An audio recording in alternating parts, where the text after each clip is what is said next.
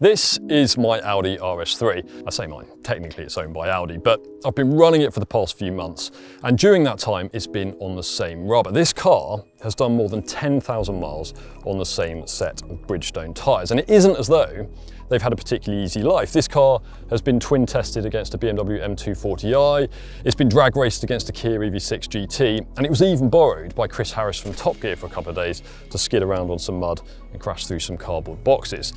But despite all that, these tyres have plenty of tread left and no damage to speak of, so they're perfectly legal. The question is, how much of their original performance will they have lost over that 10,000 miles? To find that out, we are going to be doing a series of acceleration runs, braking tests and lap times here at Millbrook Proving Ground. And then a nice chap from QuickFit is going to be joining us, and he'll be fitting these brand new, exactly same specification Bridgestone Potenza Sport tyres to the RS3. We're going to be repeating the tests again, and hopefully we'll have some answers for you at the end. So stay with us for all of that, but before we get started, make sure you subscribe to the channel. We've got some really exciting videos coming up over the next few weeks, and if you switch on notifications, we can let you know as soon as they go live. Also remember, if you want to buy any new car, head over to whatcar.com or Google What Car Deals to find yourself a great discount.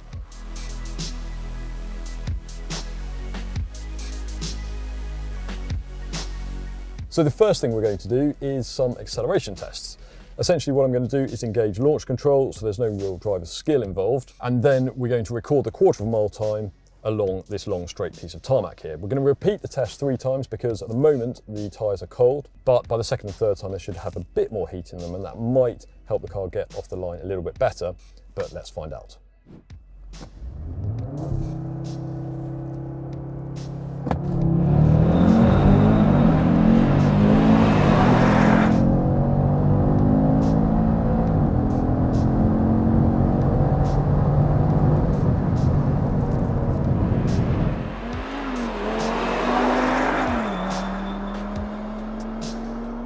Right, so next up we're going to do some brake tests. We're going to accelerate up to 80 miles an hour, and then we're going to hit the brakes as hard as possible and record the 30 to 0 and 70 to 0 distances.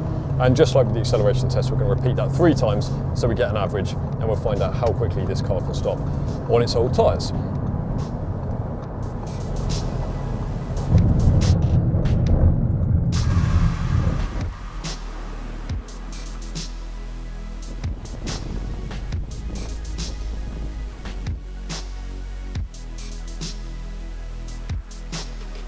Right, so the final test we're going to be doing is to find out how fast the RS3 can go around our test track here.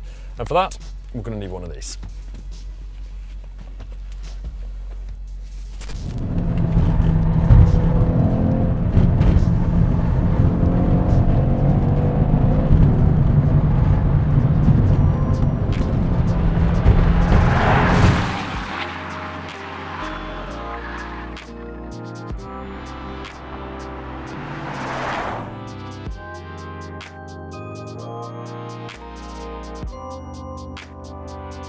Right, so we've got Luke here from QuickFit, and he is swapping the tyres over. The old ones are already off, the new ones are on. What sort of state were the old tyres in, Luke?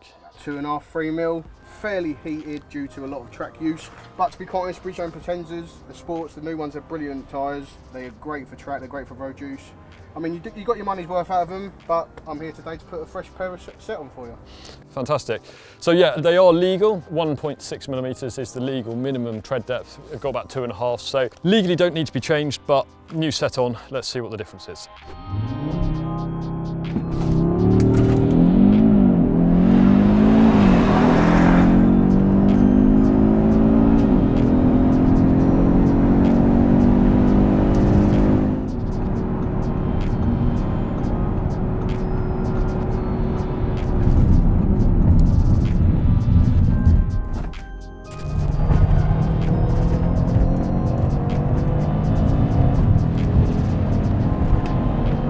To be honest, I don't even need the timing gear here. I can tell you the way this car is turning in and just carrying speed through corners is really obvious.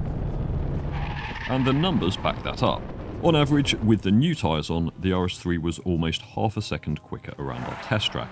That might not seem like a huge difference, but we are talking about a short circuit of just under a mile long, so it is considerable. It was a similar story in our other tests. The new tyres shaved an average of 0.14 seconds off the 0 to 60 time and 0.21 seconds off the standing quarter of a mile. Of course, the vast majority of that difference was because the extra traction the new tyres gave the RS3 when it was launching away from a standstill. The biggest difference though was braking performance. With the new tyres fitted, the RS3 needed an average of 3.44 metres or 7.3% less road to stop from 70 miles an hour. That could easily be the difference between escaping with sweaty palms and a collision. We asked Bridgestone's technical manager Gary Powell for his take on the results. He told us that performance alters slowly as tyre tread wears. In some instances, dry weather performance can actually improve, but with more extreme cornering, braking and acceleration, performance can also decay, as was the case with our RS3. This is because the tread block's surface area reduces, causing rounding at the edge of the blocks. In simple terms, the smaller the surface area of the tread block, the less rubber there is in contact with the road. All of our tests were conducted in dry conditions, but even bigger differences would likely have been observed had it been wet. In fact, the whole reason tyres have tread patterns on them is to displace water. A reduction in tread groove volume means less water can be cleared, and this is amplified when driving at high speeds. If the tyre's tread can no longer disperse water on the road in front of it, aquaplaning can occur. This means the tyre rides up on a wedge of water, so it's no longer in contact with the road, and the car can't respond to steering inputs. Data from other independent tyre tests has shown that wet weather performance decays exponentially below 3mm. As such, Bridgestone's general recommendation is to change your tyres when the tread depth hits 3mm. However, the company did point out that some state-of-the-art tyres can maintain good wet performance down to 1.8mm or even 1.6mm.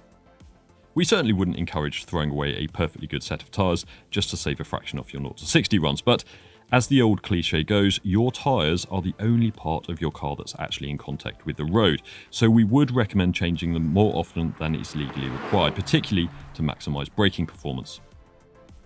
If you've enjoyed this video, then do hit the thumbs up and let us know what you think in the comments below. Thanks for watching, and we'll see you next time.